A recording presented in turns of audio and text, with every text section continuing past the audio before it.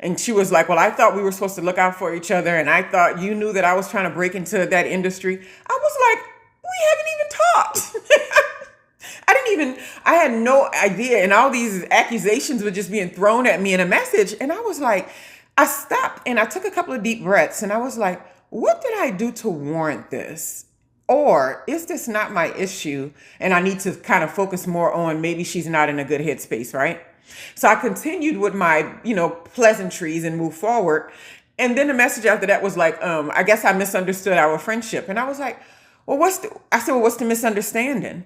Then she ignored that and was just like, so how long have you been there? I was like, I don't care about my career when it comes to us. We've been knowing each other when we were eating ramen noodles and living in efficiency apartments. I don't care about my career. I was like, you had a new baby. You have a new home. And you know what I mean? It's like that would be what I want to, I said, this is what I prefer to talk about. I was like, career stuff, whatever. But what came after that, hello, and welcome to my YouTube channel.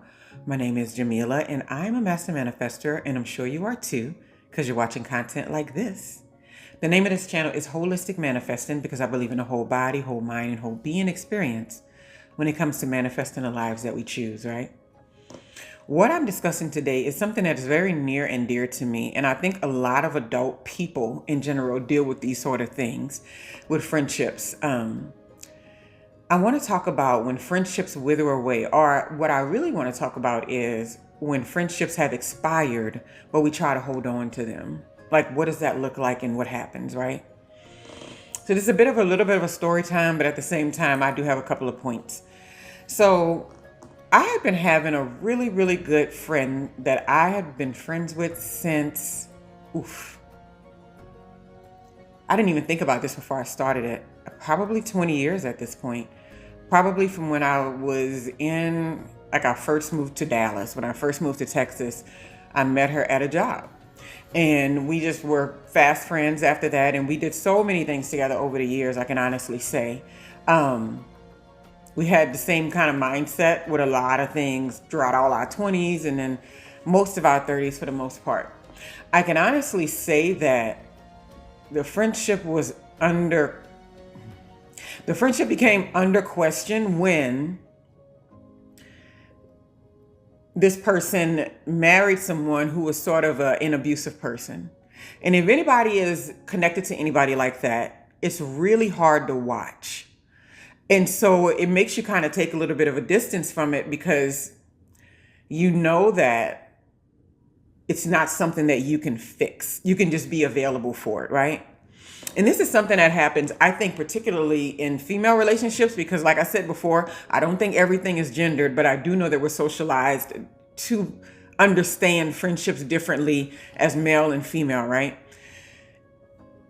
You often get, like if someone is married or they get in a relationship or something like that, if you have anything negative to say about it, you're automatically deemed jealous, you're trying to break us apart. It's like there's no way to get around that. And I knew her mindset because I watched her treat other people and talk about other people in a similar way. So when it came to things related to that area, I kind of just shied away. But the problem was that it was such a big part of her life because, of course, it's her family. It makes sense. I had no problem with shying away. I was like, okay, it's all good.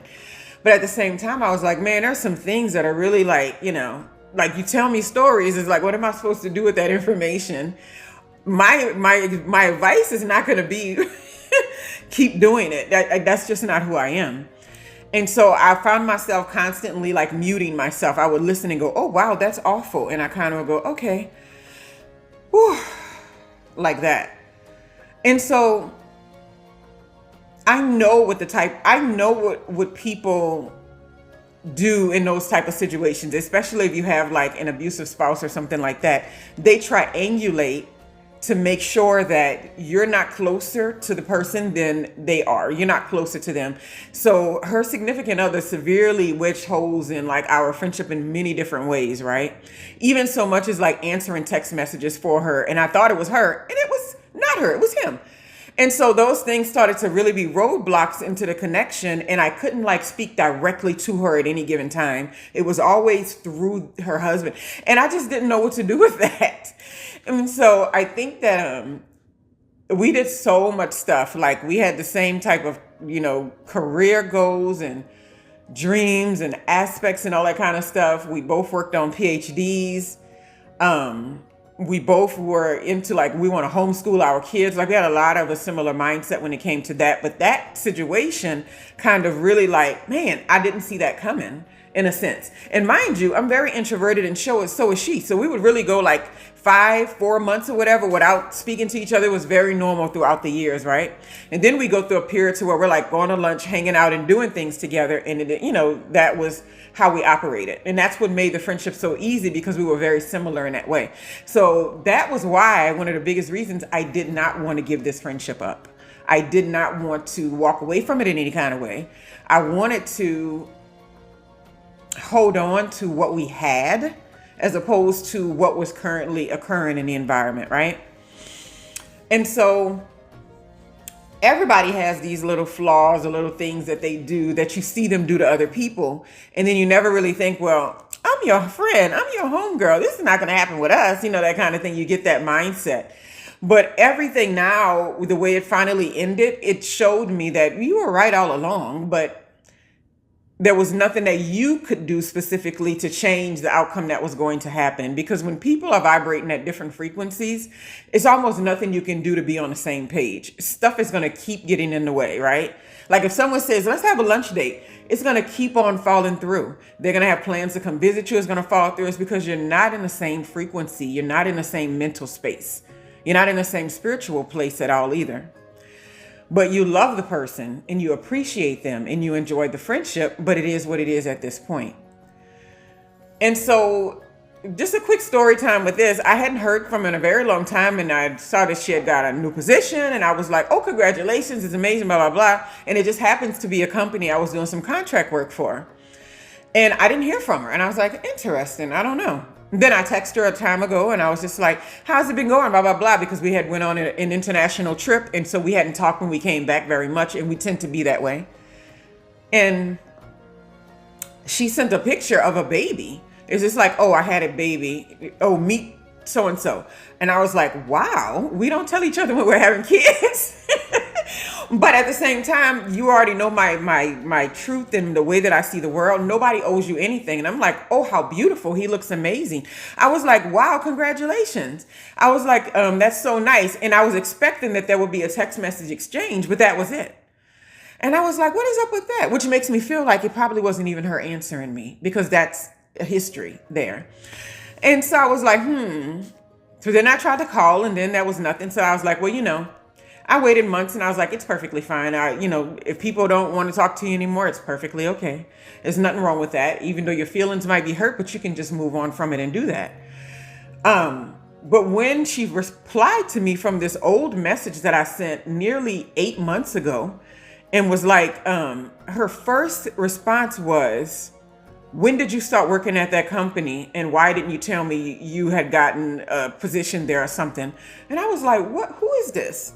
What's this left field, right? When somebody comes at you sideways, you're just like, what is this? What's happening? Especially when it's a person that never really approached you that way. And I was like, what company? And I was like, oh, because I do a lot of little things. And I was like, oh, yeah. And I was like, well, I'm not really into what they do. I only provide training and development courses and services for them, and edit video and graphic design, stuff like that. So I was like, I don't really know what the company itself does. And she was like, well, I thought we were supposed to look out for each other. And I thought you knew that I was trying to break into that industry. I was like, we haven't even talked. I had no idea. And all these accusations were just being thrown at me in a message. And I was like, I stopped and I took a couple of deep breaths. And I was like, what did I do to warrant this? Or is this not my issue? And I need to kind of focus more on maybe she's not in a good headspace, right? So I continued with my, pleasantries and moved forward. And then the message after that was like, I guess I misunderstood our friendship. And I was like, well, what's the misunderstanding? Then she ignored that and was just like, so how long have you been there? I was like, I don't care about my career when it comes to us. We've been knowing each other when we were eating ramen noodles and living in efficiency apartments. I don't care about my career. I was like, you had a new baby. You have a new home, and you know what I mean? It's like that would be what I want to, I said, this is what I prefer to talk about. I was like, career stuff, whatever. But what came after that was like a big shocker. The message like completely ripped into my lack of loyalty and looking out for someone, and that, well, I'm glad I inspired you to be this. And I was like, inspired me to do what? But I was like, oh yeah, you did. I mean, I don't mind. I always tell people they inspire me, because people do inspire me, but rarely is it thrown back up like, I'm glad I inspired you. It's like, oh, yeah, well, that's what we do with each other. So it was one of those things that, and then the message, it got so disconnected and kind of rude and bullet pointed with things. It's like, you hadn't reached out to me in all this time. I'm like, I literally sent you text message. I literally called you. I literally sent you an email because I was curious over this time, because it had been an extended period of time. And she never acknowledged that. She just kept going on with her line of questioning, still not even acknowledging, hey, how are you? How's your family? How are the kids? But I asked the same thing. I was like, well, how are the kids? How is the family? How is everything going? And her response to me was like, well, we're officially, I don't want to say this, but it's a lot of money. It's kind of the goal for a lot of people. It starts with an M. I'm just being silly. We're officially millionaires. But she hadn't realized she told me that a couple of years ago. And then she told me that again when we were traveling together. And I was like, that's beautiful. I think it's amazing. The best thing I love to do is be around people who have millionaire mindsets, right? And I was like, that is an amazing feat. I was so happy for that happening for her, and she was happy about it. But what I realized, she wasn't even happy about it. And I thought that was strange. And I was like, yeah, you told me that. And I was like, I think that's so cool, right? And we just, talk. And then after a few more exchanges, a part of me kind of just stepped back and I took a few deep breaths. And then I said, let me review this script. So I went back to the beginning of the messages and I went all the way through. And I was like, this is not the kind of friendship that I want to have anymore. I don't want anybody who's competing with me in career. I don't care about my career that much with friendships. I don't. But I saw her perspective. And when I look back, I can see the many times where that was a thing, and I kind of ignored it because I wanted the friendship more than noticing these negative remarks or these little slights and stuff. Because she was really good at these passive aggressive little slights. But it didn't bother me because I don't really, gather my esteem in the way I feel about myself and all that from other people. I just kind of just, if that's how you're feeling. But after a while, it can become a negative, toxic thing. So I went and read through this stuff line by line by line by line.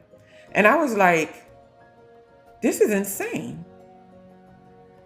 And I said, at this point in my life, I don't have a desire to have friendships that are based in competition or jealousy or any type of the rudeness that's displayed today. And I said, I think we had a really great friendship. We had a really good run, right? And someone would say, oh, that's so abrupt. It's so abrupt. It's so abrupt to end a friendship like that.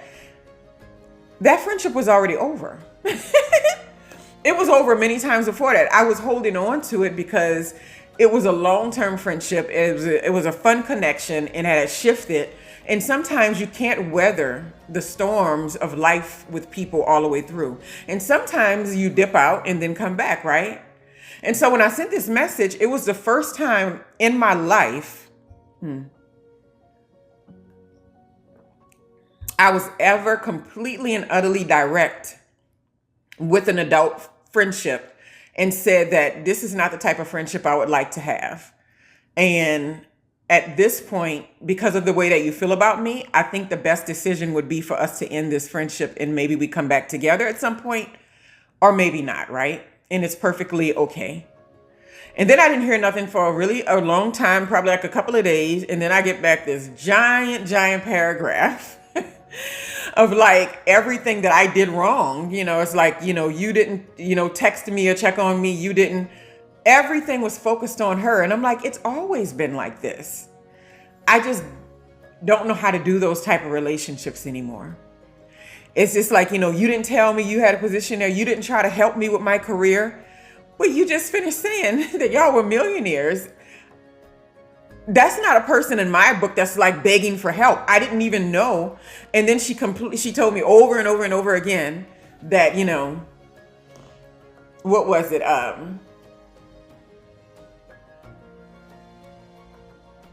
She didn't have to work. I work because I want to. And the want was in capital letters. I work because I want to.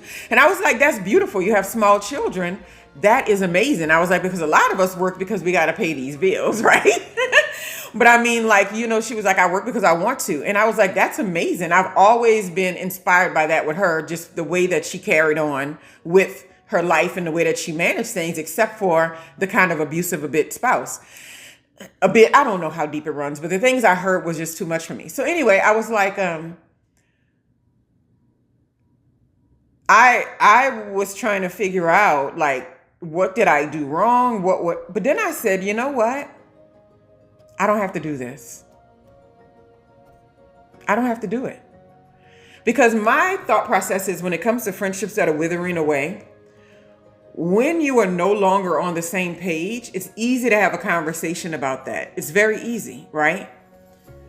And it's also easy just to say that this isn't working for me anymore.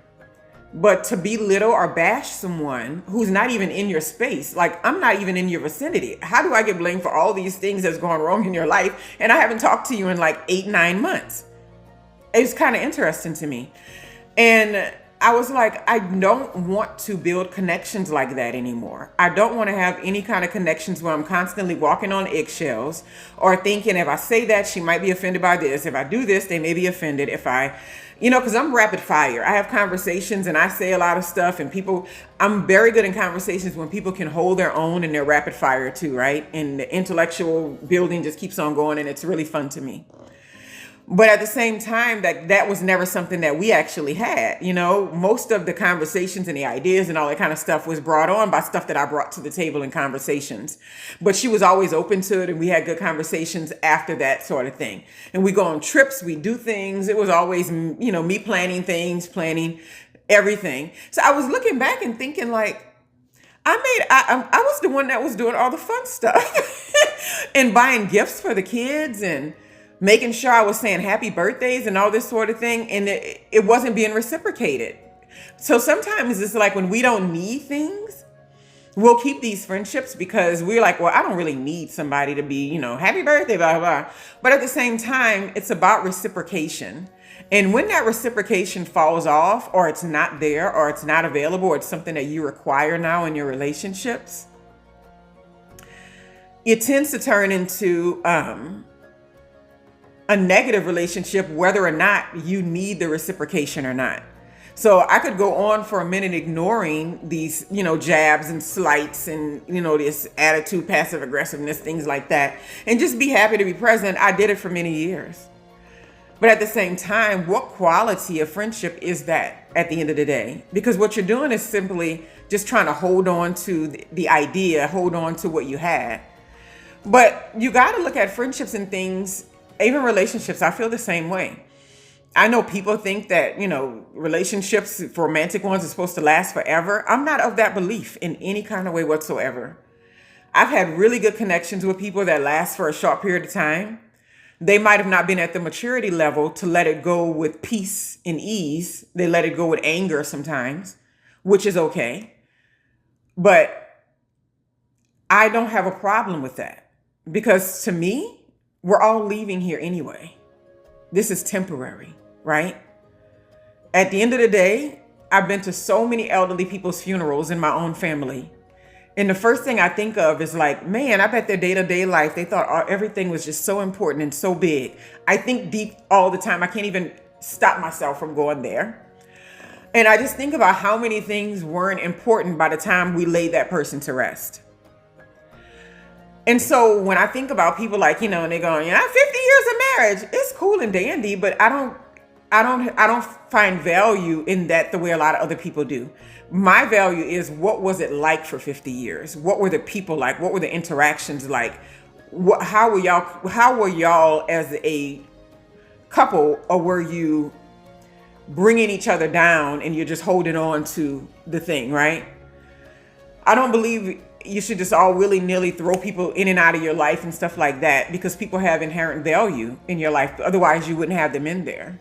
But I also feel that when people are feeling like they're getting to a point where you are the problem and you're creating issues, and you start trying to adjust things to fit these environments, you start walking on eggshells because you're worried about whether they're going to be offended by you, or whether they don't like something you say, or whether they don't like the person that you're dating, all these kind of things.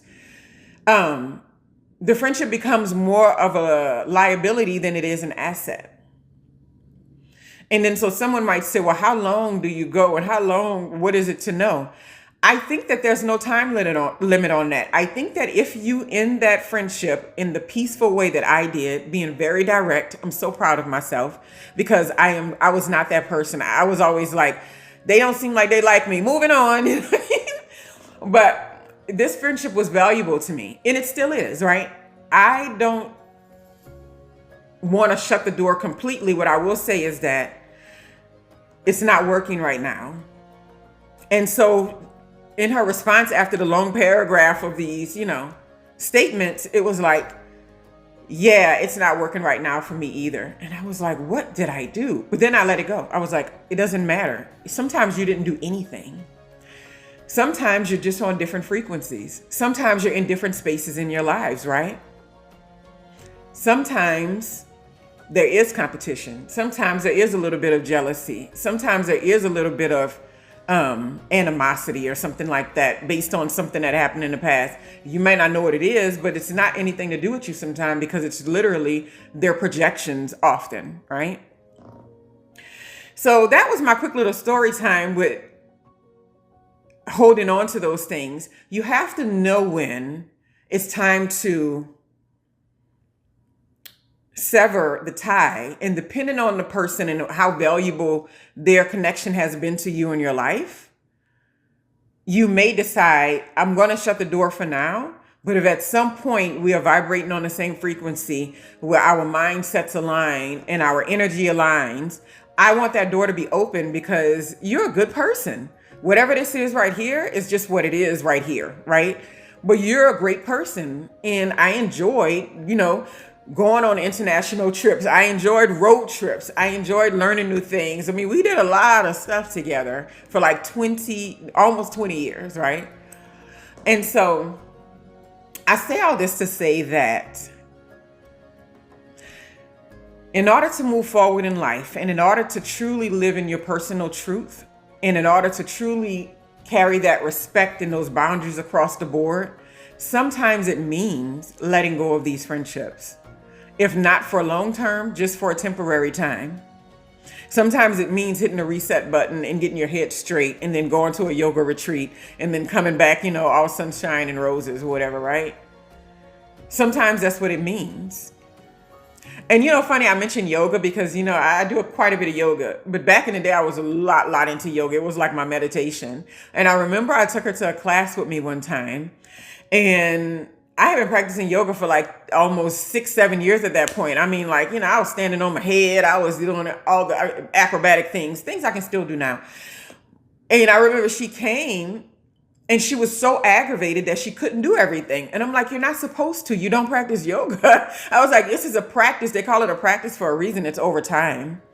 And when we left, she was just like, I think you really enjoyed showing off all the stuff that you know how to do. And I'm like, showing off? It was the stuff that was being called for in the class, and I know how to do it, so I do it. So that's just another version of sometimes how people can expect you to shrink so that they can feel better. And I saw these things, but at the same time, I just refused to acknowledge them because I value the friendship so much. But as time goes on, you'll see that sometimes ignoring these behaviors and ignoring when a friendship is withering away, it doesn't make the friendship stay. It just means like you're drinking spoiled milk, right? It's like stagnant water. It doesn't grow because nobody's truly acknowledging the things that are going wrong. Now, I can honestly say at this point, because so much was put out there, and I felt like I left it on, I love you, but this is not what I want to do. Then if the door opens back up in a year or so or two, I'm not averse to it, but now this person knows where my boundaries are, what type of friendships I want to have, and the type of indirectness and passive aggressive type of tactics that I'm not going to entertain, right? So anyway, fun fact. I watch a lot of Neil deGrasse Tyson, and that's not why I thought of this, but he comes to mind because I remember a conversation about water. This is the same water that prehistoric people were drinking. Isn't that cool? That's very interesting. I don't care what people say. That's very interesting. We keep on cleaning the same old water. I don't even want to know where it's been. Anyway, yeah, sometimes friendships gotta go, and it's not always because you want to. And it is what it is, right? Sometimes we like, cut them out of my life. Cut. And that's easy because these people have such glaring things. They're not very valuable in your life. They're a liability since the day you met them. But some people are not, and things just change, and you got to let them change. Let yourself evolve. Let them evolve. And then maybe you'll come back together at some time. But if a friendship is withering away, you have to learn how to disconnect. And you have to learn how to disconnect in a beautiful way, as opposed to a lot of the ways that people are using these days, like ghosting and like shutting people down and like just moving to other states and all these sort of things. It's like, dang, if that was your friend, just share the information, just, But sometimes I think people realize is that, well, they were not really friends with people. Sometimes they were just like trauma bonded. And that happens a lot, especially when you were friends with people through a struggle period in your life, right? Anyway, I hope y'all are having a wonderful, wonderful day. I hope my video didn't go too long. And yeah, enjoy your friendships, especially the beautiful ones.